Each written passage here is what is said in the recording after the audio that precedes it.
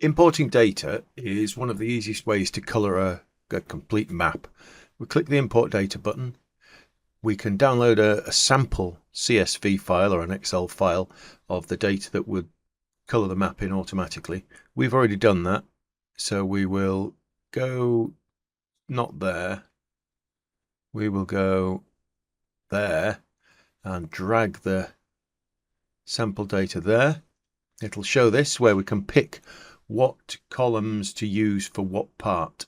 So the legend or group name, we'll just use region. There's no statistics in this data, and we'll use name, which is obviously the postcode district, as the name column. Click import. There you go. It's colored a map and created all the different territories for us. So we look up here, we can see all the territories have been completed. We can change these around, we can drag them, we can move them, we can change the colors, the fills, the patterns, anything we want. As you can see there, we've given it a pattern fill. Patterns are a bit tricky because they can sometimes look a bit too dark, but you can change all that here. Apply appearance, right? And we can change the size of the key, like so. A little wrap, so we can either have a long one, like so.